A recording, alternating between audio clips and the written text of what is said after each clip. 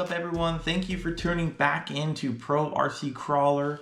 Hope you guys have been enjoying the videos so far. I am working diligently to get a new laptop so I can film these things a little bit better, multiple angles. But right now I'm limited to simply a GoPro, which I'm using now, and editing on my phone because unfortunately my laptops cannot handle the high quality content from the GoPro.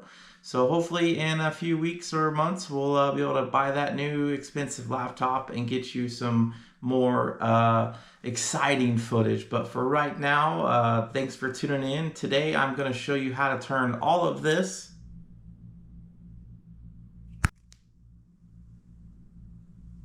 into these right here. We got DG Designs wheels.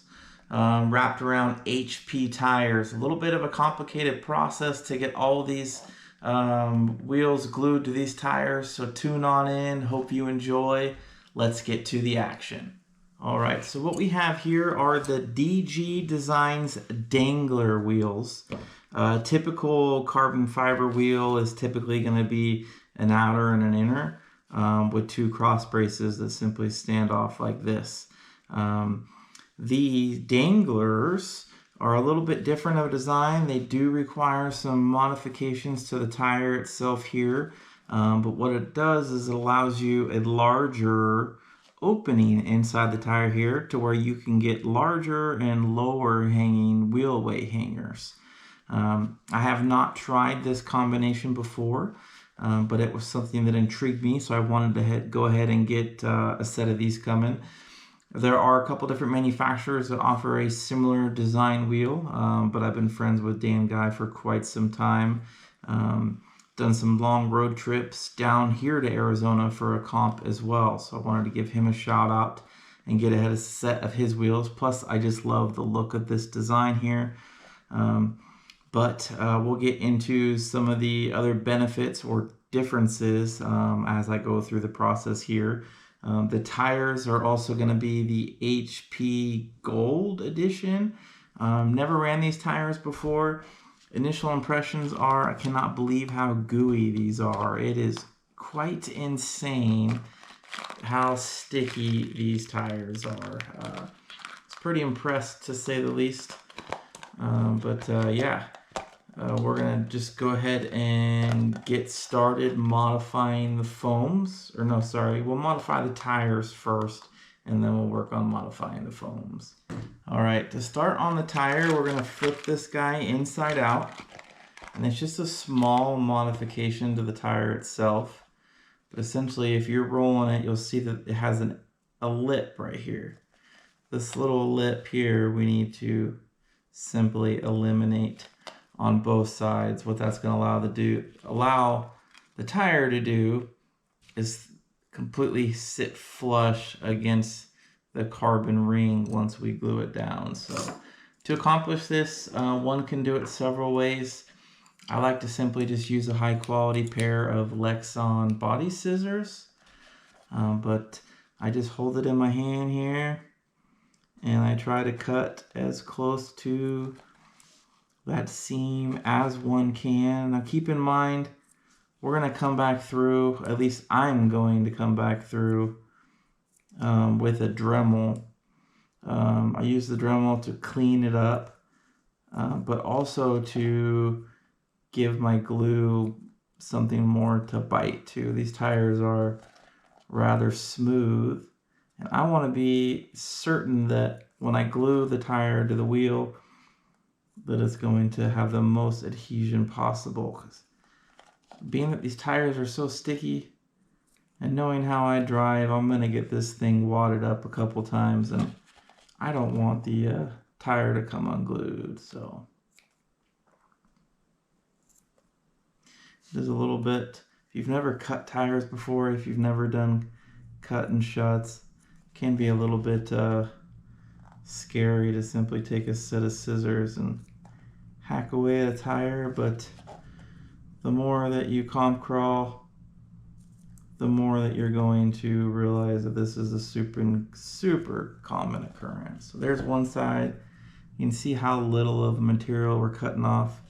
Again, it's just that edge. So you can see now once we once I sand that down, it's going to be a nice flush edge. So we're going to go ahead and flip the tire around and do it to the other side.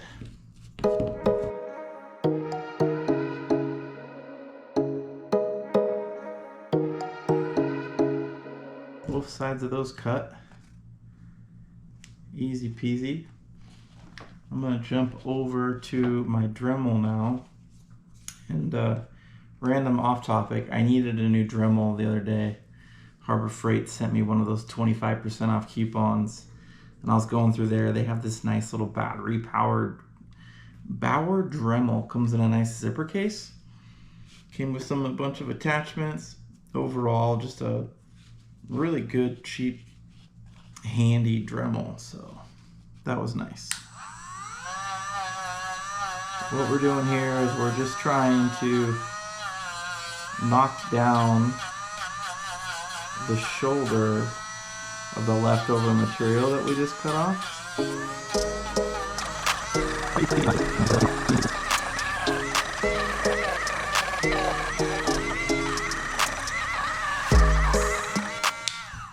Alright, that's one side done. We're going to come back through here and clean these off shortly, but just for video purposes, you guys can see basically just ground that smooth. And again, I'll clean all this debris off here, but went ahead and dremeled that all smooth, and then I'm gonna do the other side here, and then we'll continue the video. Right, so I went ahead and dremeled both sides of the tire. These tires are so sticky that even my little blue shop towel and brake cleaner kind of got stuck to it, but we're just going to ignore that for now. But basically, buffed both sides all nice and smooth. So as far as I'm concerned, this tire can now be turned back to its original configuration, and we're going to go ahead and start focusing on the wheels and the foam modifications. So each wheel is going to consist of a inner and outer ring with an aluminum standoff that's going to go in between it. And then once you assemble those, this outer ring is going to glue to it. I'm using the 6-inch Crawler Innovations comp cut inner with a medium outer foam configuration. This was just based on some recommendations that I was given from the local guys. If you're not familiar with how these foams work, you have an inner medium density foam. This particular one has been cut along the tread depth to aid or potentially not aid in the way that the foam compresses against the outer foam compresses against the inner foam. But what I like about it, it does have rounded edges. So when the softer foam condenses to it, there's not a soft edge. And then you have a medium outer, and then what they call a tuning ring, which is this thin one here. You know, the foam suggestion for my vehicle may not be the same for your vehicle. The weight of the vehicle is going to be something that you need to consider. The tire and the tire height is something that you're going to need to consider, and then also the rocks in which you guys are crawling on. So my recommendation is, if you're going to be competitive and you want to be competitive, you need to have, in my opinion, 1 or 2, sometimes 3 sets of tires, and also experiment with foam configurations. With that said, you know, the amount of weight you have up front, or your link geometry, the way that your chassis compresses and puts load on the axle, all these are things that can determine what foams you need. So your driving style, my driving style, can also be different. My recommendation is to stick with a setup and just drive the setup until you are comfortable with your vehicle, and your vehicle becomes more predictable. and then from there start playing with your tuning. The other interesting thing about foams in general is, you know, an example would be if, say, this foam's horrible, like it's too thick. The more I drive it, the more that this foam can break down. And what I initially thought was a not so good setup can ultimately be one of the best setups. There was a time where we were breaking in foams in one tire and pulling the foams out and putting them into another tire. And that was like the perfect combo. A foam where it naturally rolled these edges and was slightly broken down ended up for us to, at that time, being one of the best foam setups that we could find. So don't necessarily get hung up on who's running what. Focus more on your car, the tuning aspect, and then take everything else into consideration. We can take it even a step further. Everything that I just talked about foam-wise, you'll see guys, they start to cut these pins. And when you cut the pins, you're changing the characteristic of the way the tire folds and rolls and changes side load. So if I'm running a medium density foam and you are too, but your tire has less lugs, your tire is not only going to get traction differently, but it's also going to change in the way that the tire flexes around obstacles and through obstacles. What works on a slick rock setup also sometimes doesn't work on a jagged setup. Too soft of a foam can make the tire want to wad and roll, and then too hard can make it not want to flex at all and just be a stiff board. So these are all things to consider. Center of gravity, again, the weight of the rig, how much the rig compresses the tire against the ground. There is a lot of variables. The more that you learn, the more drive time that you have, the more you're going to be able to feel and see those changes. So enough with that speech. We're going to go start modifying this center ring. Normally your typical 2-2 wheel, right, would go inside the ring. This one, however, is not going to fit. You'll notice that this needs to go inside this wheel. And so what I do is I like to use my eyeball engineering with this ring and a nice Sharpie. And I'm simply going to mark my circle.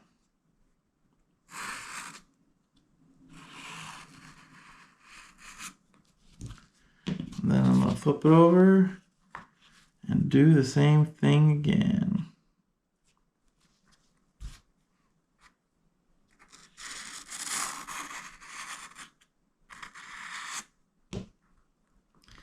And I'm not going to lie, I was kind of wondering if these are 1/9 foams. Because I feel like this should be still going inside it. But the center of the wheel is smaller, so I think it's correct. It's been a while since I've had this style foam. But again, I am not an expert on everything. So from there, I just take a standard hobby knife. A new blade is ideal. And the first step is I just take this knife. Hopefully you guys can see it. And I just trace. I'm going on the inside of the line, not the outside. But if you can hear it, I am actually cutting the foam.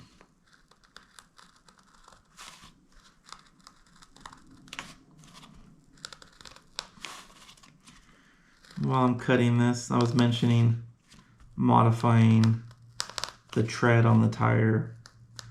A lot of guys will also modify the width of the tire. They will cut a section out of the tire, glue it back together. That is called a cut and shut. Benefits being a taller tire, more tire clearance when you're turning. It allows you to turn sharper because the tire does not engage into your lower links as quickly. Downside being a taller tire. If you have an unstable rig with a high center of gravity, you may not want that taller tire. Additionally, a taller tire, a narrower tire is less tread touching the ground. So less contact patch, meaning less traction. So these are all things to consider. All right, so I went down probably about a 1/2 inch. You can see here what I'm doing, cutting around it. Pretty simple, still a nice clean cut. Now there are some guys that Dremel this. I just don't want to make a Dremel mess all over my room. So I use the hobby knife. And I have the camera facing me this time instead of facing away, so let me know if this view is better or worse. Hopefully I'm keeping my hands away far enough to where you can still see what the heck that I'm doing.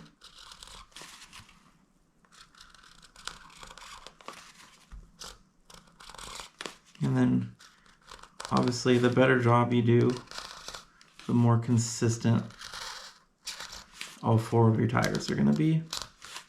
I'm not going to lie, the first tire that I did, I cut the foams a different way and I was a little bit impatient. Then I decided to do it this way with a new knife and I realized how nice it was.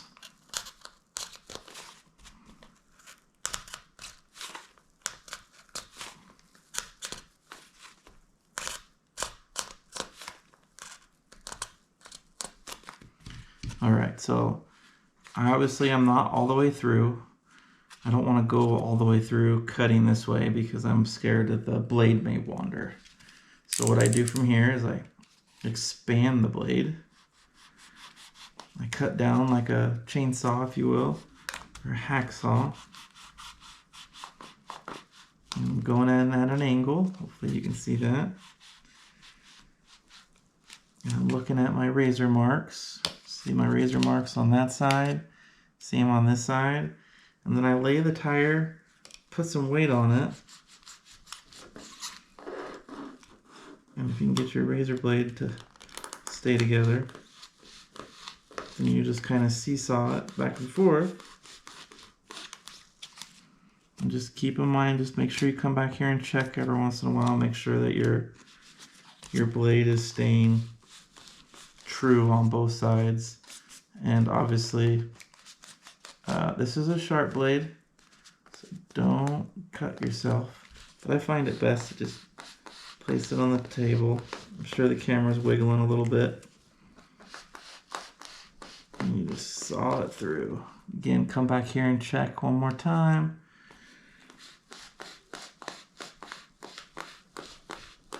Saw through. Still good there.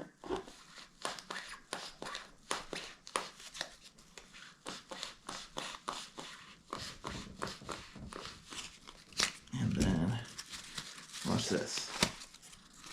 Boom. I mean, if you ask me, that's pretty darn good for cutting it out with a just a hobby blade. All right, so we got that cut. I'm gonna put it to the side. I'm gonna grab my 2 rings here and one of my outers.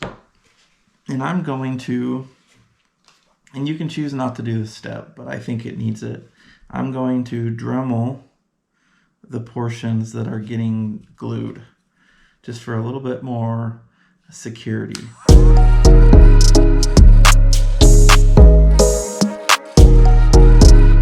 So on the carbon fiber ring, I hit the edge to roll the edge down, and then just a small portion of it as well.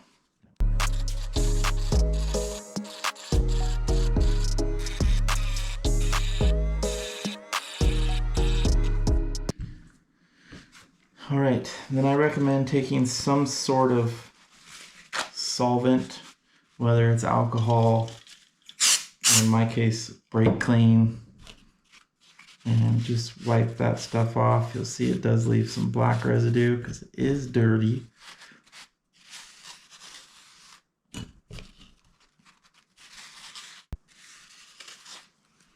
Okay, now we can assemble the rings. You're going to need a 2mm. The hardware and the standoffs are provided by Dan. And the Dremel sections are going to be the outside of the wheel. I recommend that if you don't Loctite these, make sure that these are crazy tight, because once you get this tire glued together, there's no good way to get to these. You basically got to unglue the tire that you have. The downside to these tires are exactly that. You can't take them apart and change foams, at least efficiently, without ruining the tire. I have a few theories on what I could do, but I don't even know if they'll work. But just keep that in mind. But the benefit is you're able to then run that lower hanging weight hanger, hence the name Dangler. You're able to dangle the weight lower, making it essentially more efficient. So the lower that you can hang it, the less weight you need to accomplish the same task. So less weight overall of the vehicle, less weight that your servo's having to swing left and right, less front to rear, crazy biased, just more efficient all the way around.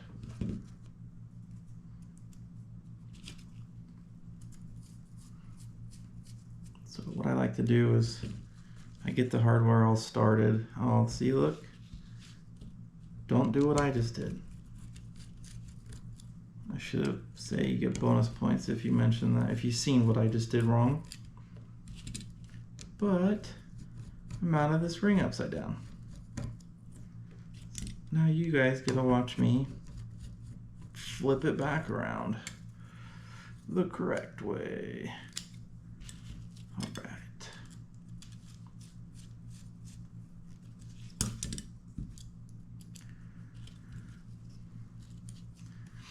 I went up north yesterday, drove through Prescott, so that was cool. Got to go see some of the rock up there. Went to Sedona, and then took the family to a place called Arizona in Williams.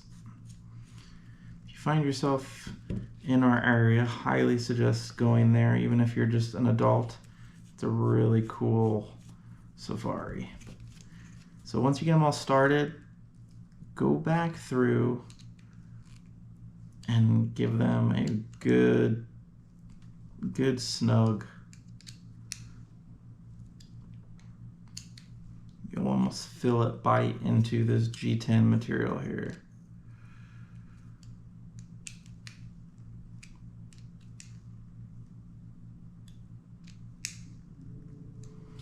All right, and then just to show you guys the fitment in the foam. Look at that. No weird distortion. It's freaking just, I think, as good as the hobby is, as good as my hobby grade knife is gonna get.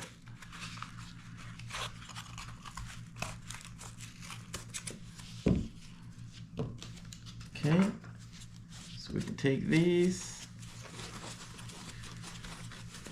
back in the tire. Now some guys modify the width of these foams as well. I'll be honest with you, I don't know if I should narrow them or not, although I'm pretty happy with the way that this tire's filled out. It doesn't seem like it's over the top wide at all, so I'm just gonna roll with it. If I end up not liking the configuration for whatever reason, then I'm gonna chalk this up as a great reason to do a video on how to assemble the Danglers, and I'll figure out a different foam setup later. From here, I like to just fold the tire in half and then in half again. I wad it up in my hand and I stick it in the tire. And you got to be careful with the outer, that thin outer ring. And you're trying to get 3 pieces of foam aligned together. And this is where it's most important. So you want to make sure you're centering up all 3 inside the tire. Make sure that one's not bulged over to one side. I've seen some guys glue. They take glue and they like glue this outer ring to this ring. The problem is that creates weird hard spots in the foams, and I'm not a fan of that at all. Alright, so from there we're gonna just stick these in the tire as well. And same deal, don't force this in there and then accidentally rip the foam. And I've seen some guys ask like if they're supposed to vent. They used to vent this gray ring, they drill holes in it. The beauty is once you glue all this up, these act as venting. So you can see it vents perfectly fine without having to put a hole in the tire or in the medium density foam. Right now what I'm doing now is I'm centering up the wheel to the gray medium density foam. It looks like it's centered pretty well all the way around. I'm gonna fix the soft foam here.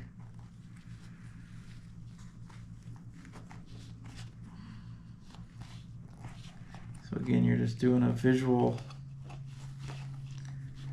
to make sure that all 3 foams are laid together properly. All right.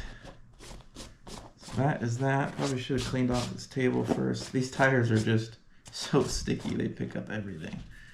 Okay, so from there, you're gonna wanna get some tire glue. I should also note that I did clean the tire with brake cleaner as well, but everyone has their own preferences on tire glue. I've seen people use the Super Glue brand, the Threadlock brand. I've just discovered that pretty much any tire glue gets the job done. I did glue these earlier with this tip. This tip comes with it. I usually use the metal tips, either from J-Con or from Vision Racing, but I think this supplied tip is going to work for what we're doing here. But the object is you're putting glue on the surface that we dremeled, and then you're going to come in and you're going to press down and glue your tire on the outside of that wheel all the way around. And as you follow it through, you'll have a perfect circle because you're gluing it to the inside of this ring. This might be a little bit hard for me to show on camera, and my head might be in the way because I also got to see what the heck I'm doing. So first, let me make sure this glue tip is working. Yeah, we're golden. Another thing to note, some guys just lay the glue on. They put really thick gobs of glue, and then the glue does not dry. Some guys combat that by using an accelerator. If you don't know what an accelerator is, this zip kicker is an accelerator. You can spray it on it. Some guys they'll put the tire in a container, spray in the container, and then put the lid on it. That's how we do like race tires. But for crawler tires, even my cut and shuts, I've discovered that less is more. So I'm going to go ahead and show you here. I'm just going to put a small amount down. And that's just enough. I'm gonna get the tires started. You know, my 1, 2, 3 seconds. Every once in a while you might put down too much glue and it doesn't want to stick immediately, but you can see that if you put just a little down, how quick the tire is going to adhere to the inner ring. And now we're just going to follow that process all the way around. And then we're going to flip the tire over and do it all over again. Do one more bead here, and then I'm going to throw it in time-lapse mode.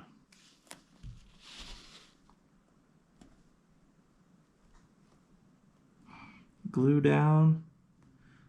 Make sure the inner tire is aligned with the inner ring, making sure that it's flush. And there we go, we got it nice and flush. You can see I have just a little bit of glue coming out the seam. If you're scared about not having enough glue when you're done, you can come back in and lay a glue on top, bead on top if you want to, but I don't think it's necessary.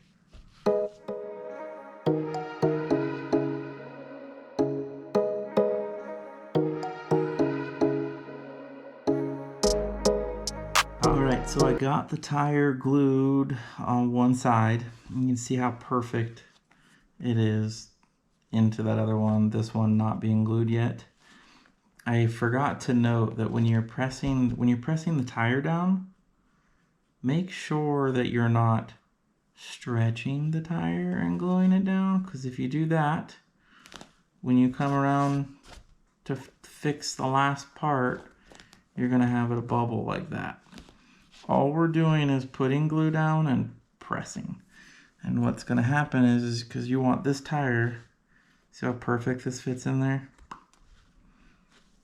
It's a non-stretch tire. So you want to make sure that we're doing that on the back side too. So let's go ahead and finish out the back side.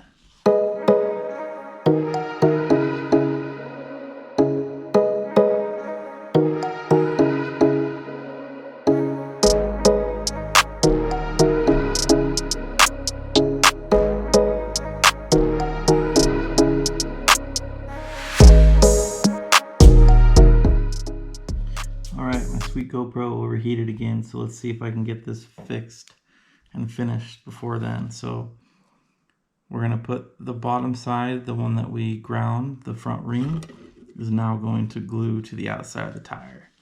What you're going to do is you're just going to fill this whole inner area full of glue.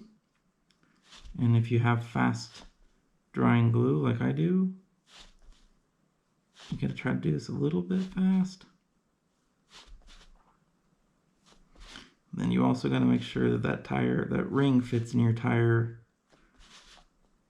correctly so that you don't accidentally glue the outer sidewall to the ring itself. Okay. I like to drop it in one side first. Kind of follow it around.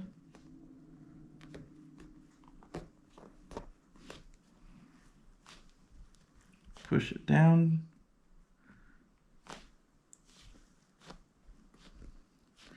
And let it set. If you want to do what I did, you can, once it dries, run another bead around the outside just for safety points. But essentially, after you do that, you now have a fully assembled Dangler. So I've got 3 done. I got 1 more to go. Hopefully you guys enjoyed this video. If you have anything else that you guys want me to feature in this video, let me know. I still got to build the chassis, assemble the links, put in electronics. So I've got some videos to show you guys on that one. Hope you enjoyed. I'll see you guys out on the rocks. Alright guys, thanks again for watching my video. Looking at this one, I can tell I have a few things that I need to work on as far as getting you guys more of a better visual, work on my lighting, and then also my audio content. As I mentioned before, I am learning at this, so hopefully you guys enjoy. Please be sure to leave a comment and a like. The more exposure I can get, the better. do not hesitate to let me know. Again, thanks for watching, guys. We'll see you all out on